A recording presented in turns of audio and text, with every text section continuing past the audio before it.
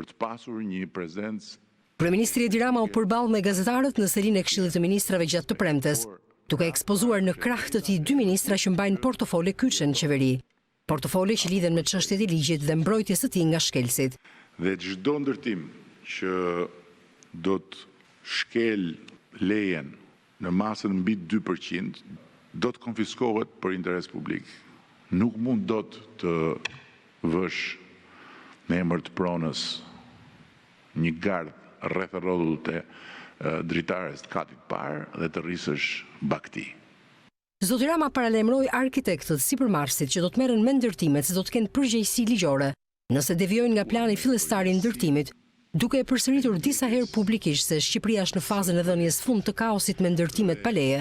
Me përgjegjësinë për çdo devijim nga projekti, bëhet e pamundur që çfarë lloj presioni nga ana e ndërtuesit të funksionojë mbi arkitektin. Por çfarë do të ndodhë me hapësirat publike? Kësaj pyetje kryeministri i dha këtë përgjigje.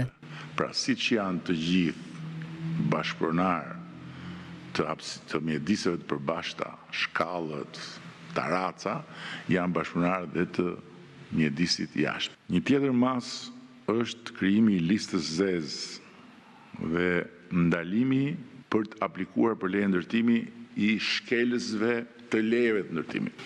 Nuk do të lejohet më që në godinat, pallatet, pa certifikat përdorimi të lidhet ujë dhe të lidhen dritat. Qeveria po bëhet gati për masa ndëshkimore ndaj atyre që ndrojnë destinacionin e një njësie pa një leje përkatëse, duke referuar bizneseve që operojnë në godina banimi shumë katëshe.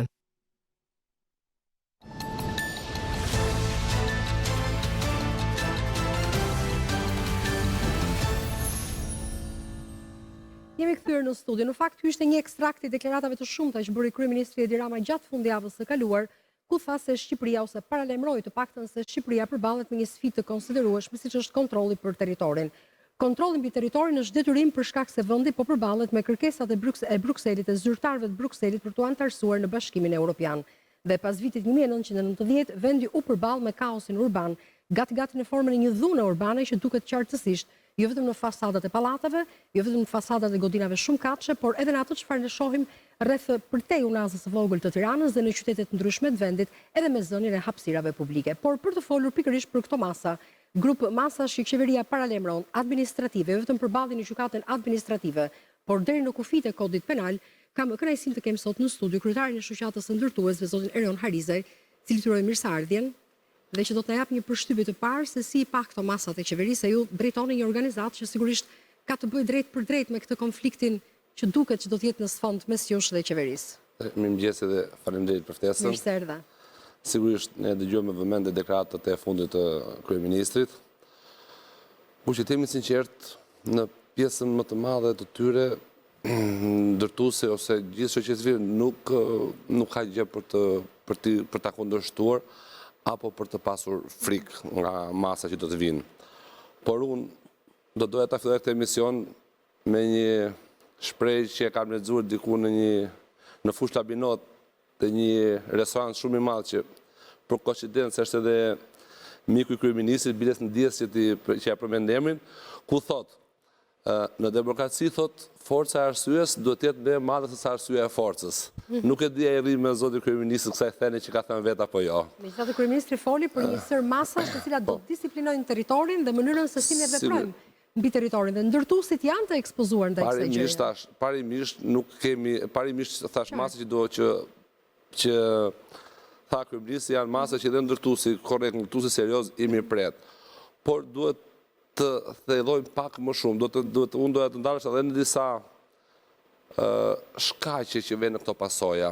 Pra, kryeministri thotë, s'do kemë ndërtime pa leje, por nuk tha asnjë diçka se si mund të reformohet sistemi dhe në Shqipëri. Masi sot pajisësh me leje ndërtimi nuk është aq e lehtë.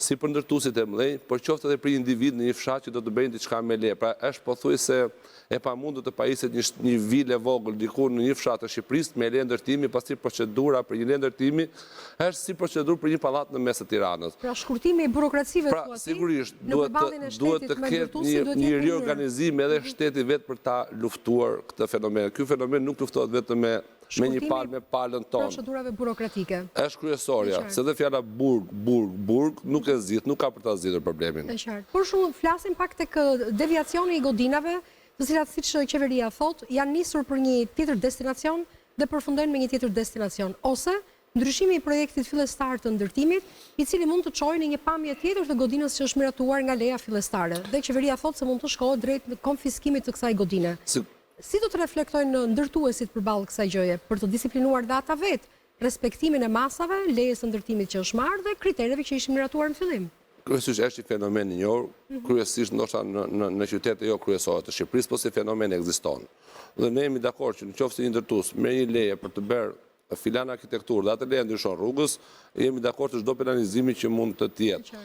Por mund të ketë edhe ndryshime të detyruara gjatë ndërtimit. Pra edhe këtu prapë do të jemi pak fleksibël se si këto ndryshime që lindin gjatë ndërtimit të pasqyrohen në projekt. Pra duhet prapë një rimiratim i këtyre ndryshimeve se është e pamundur që ta parashikosh në fillim që kjo godinë ose ky kompleks vilash ose ky kompleks lagje do jetë siç e bën në projekt, në letër. Kështu që do ketë nevojë për përmirësime gjatë fleksibël sepse kryeministri tha nëse projekti fillestar ndryshon mbi 2%, siç edhe ti e ndoshë vetë në deklaratë. Jo, ishte te sipërfaqja e ndërtimit mbi 2%. Sipërfaqja dhe nëse ndryshohet mbi 2% të kësaj sipërfaqe nga projekti fillestar, do të shkohet drejt një konfiskimi. 2% është marrë, 2% është i marrë shumë i vogël, vetëm gabimi njerëzor, ekziston sot ligji është. E njohu dhe qeveria po, 1%, 2% nuk e tetërson një godinë, nuk e tetërson. Kështu që sigurisht këto janë ndoshta kur të njihemi me projektin apo çfarë masë do marrin, neve do japim mendimin tonë që kjo gjë ndërtuesi e do ndërtimin të jetë korrekt, të jetë siç ai e miraton le ndërtim. Pra nuk kanë një pjesë me manet dhe 9% ndërtuese, nuk ka pse ndryshon ndërtimet rrugës. E kuptoj. Marrëdhënia mes arkitektëve dhe ndërtuesve. Kryeministri gjatë konferencës për shtyp foli që arkitektët mund të jenë nën presionin e ndërtuesve për të devijuar ose për të përfituar sa më shumë nga sipërfaqja që ju jepet në lejen e ndërtimit, por ama arkitektët do të përfshihen në penalizime nëse kjo gjë ndodh. Është momenti që ndërtuesit vetë reflektojnë në raport me qasjen që ata duhet kenë? Unë mendoj që do ta vërtet në vështirësi shoqatën tuaj? Unë mendoj që ndërtuesi tashmë ka filluar ndryshimin, po themi, në të drejtim. Sigurisht projektet serioze në Shqipëri, projektet e mëdha në Tiranë apo në Bregdet janë kryesisht me arkitekt tuaj, jo kryesisht me pothuajse të gjithë me arkitekt tuaj, të cilat temi të sinqertë kanë ndryshuar faqen e ndërtimit në Shqipëri. Dhe në këto projekte në dijenin time nuk ka raste që ndërtuesi ka ndryshuar destinacion ose që ka ndryshuar projektin. Përflasim për projektet e kullave, projektet e fshatave turistik, për projektet e hoteleve me pesye, apo projektet të tjera infrastrukturore që janë zbatohen pothuajse siç është projektuar. E kuptoj. Sektori i ndërtimit sipas raporteve qoftë të Bankës së Shqipërisë apo atyre që vëzhgojnë esurin ekonomike të vendit, vazhdon të jetë një sektor fitimprurës dhe me rritjen më të madhe në sistemin ekonomik të vendit. Cilat janë shqetësimet me cilat përballen sot ndërtuesit? Të flasim pak edhe për këtë gjë. Ndërtimi sot është sektori i parë në rritjen ekonomike dhe si tillë mendoj që do një trajtim më special dhe nga qeveria. Pra ne nuk mund se në sektorin e ndërtimit fitohet, punohet dhe ka rreth 14 ose 15% të GDP-s, do që o burra ta sulmojmë ndërtimin. Ndërtuesi sot qeveria do të jetë kam me ndërtuesit për ta bërë dhe më të shpejt rritjen e ndërtimit që përrjedhojë si edhe rritjen ekonomike. Sfidat sigurisht janë të shumta, ku problemi kryesor është problemi me pronën, me gjithë komplikacionet e vetë që ka, lirshmëria ose lirshmëria e veprimit të bërë që duhet të bëjnë hipotekat, sigurisht që ka ngec, është e vështirë, vonon, pra nuk zbatot asnjë afat ligjor. Pra ky do ishte për mua ndoshta problemi jon kryesor më shumë. E dyta ndoshta është që duke qenë se ka ngarkesë, ka kërkesë të madhe për ndërtuesit, sigurisht që po shteti nuk po i përgjigjet dot kërkesat të mëdha të ndërtimit dhe pajisja me leje ndërtimi sot do goxha kohë, pasi ndryshoi edhe ligji që nuk japim me bashkitë leje, jep vetëm AZT-ja, ku është sulë gjithë Shqipëria aty për leje dhe ai institucion dhe pse ka bërë një punë po performon, sigurisht që kërkesa është disa herë më e madhe. Pra duhet ndoshta të zbatohen afatet e përgjigjeve nga institucionet shtetërore dhe unë them që gjysma e këtyre fenomeneve do ekzistojnë vetëm duke duke bërë të mundur shtetit të bëjë të mundur punën e vet. Duke shkurtuar burokracitë, siç e tham në fillim, sepse u fol gjithashtu gjatë deklaratës së kryeministrit edhe për faktin që nuk do të dorëzohen më apartamentet për ata që i kanë blerë për klientët, në rast se nuk ka dalë certifikata e pronësisë. Pra nuk do të ketë lidhje të kontratës së ujit, lidhje të kontratës së energjisë elektrike. Tani si rregullohet ky segmenti kohor? Unë prap janë të gjithë instrumentet. Unë kam blerë një apartament, jam interesuar të hyj sa ashtu i kam rrethanat e jetës. Unë janë të gjithë instrumentet që janë dorën e shtetit. Po ne mbasi vonojmë me lenë ndërtimit, po thuaj se 2 vjet do të marrim në lenë shfrytëzimit. Pra vetë institucionet e shtetit nuk përgjigjen në kohë për na pajisur ne me lenë shfrytëzimi. Kështu që kryeministri do ta shikojë të institucionet e veta, jo të ndërtuesi. Pa ne para jemi kundër, po ata le të përgjigjen kërkesës tonë.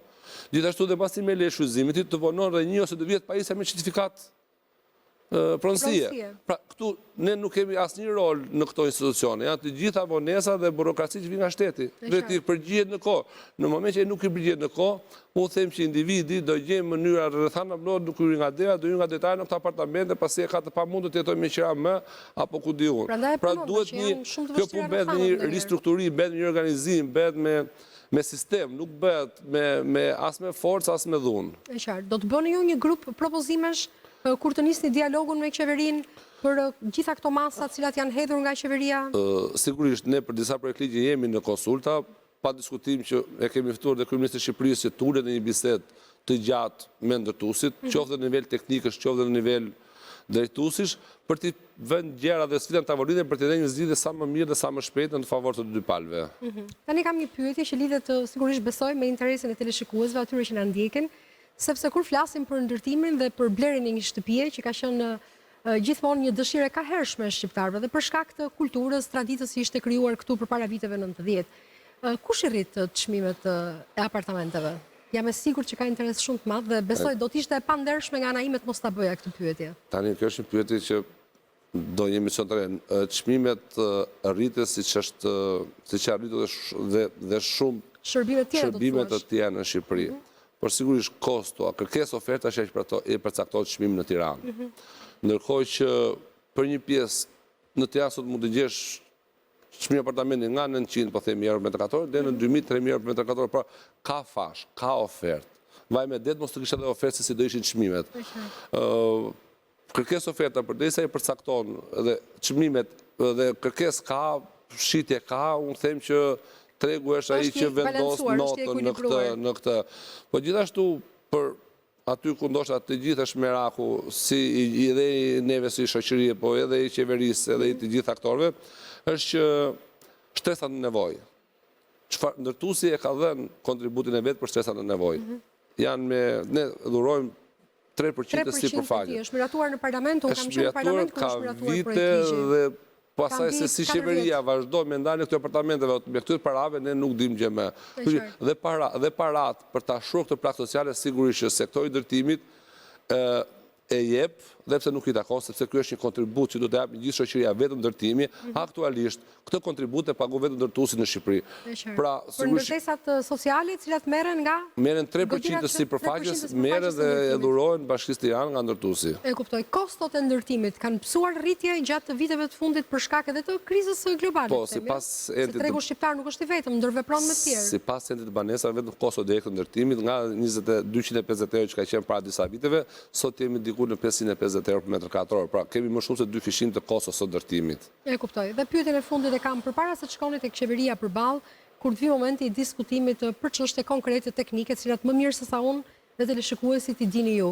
Do të diskutoni ju si shoqat ndërtuesish për një paketë propozimesh, atë që ju pyeta pak më herët duke u mbledhur së bashku, apo ndërkohë i keni përgatitur rrugës dhe thjesht prisni sinjalin kur të Ne i kemi përgatitur, i kemi çuar edhe me kërkesë me shkrim, si bashkisë, si qeverisë, dhe ne në pritje të ulemi në një tavolinë për të zgjidhur këto kërkesa, janë vetëm në të mirë të dy palëve. E kuptoj. Cilat janë qytetet që vazhdojnë kanë urinë më të madhe për ndërtim përveç Tiranës, se Tirana dihet tani? Bregdeti, do veçoja Sarandën, Vlorën, Shëngjini ka marrë një ovë tjetër, sigurisht aty është bërë pikë referuese, është bërë edhe Golemi, Qerreti, Kështu që gjithë Bregdeti ka është në një stad tjetër ndërtimi dhe zhvillimi këtë kohë. E kuptoj, dhe fundit fare është kur mendon që zona verilindore e vendit të mund të përfshihet në këto interesat të ndërtimit, apo atje mbase duhet zhvillohet pak turizmi dhe interesi drejt natyrës dhe turizmit malor që të ketë një çik më shumë interes?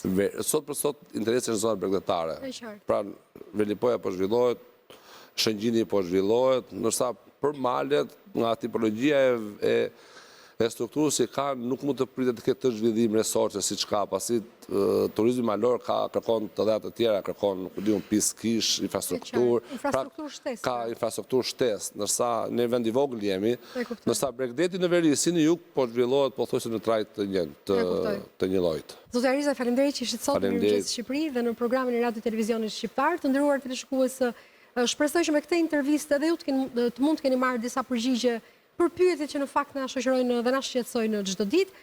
Do të kalojmë në një tjetër rubrikë, do të flasim tani për sportin. Vjen Kristi me të ftuarin e tij, kështu që qëndroni sepse surprizat dhe të rejat në emisionin ton nuk përfundojnë.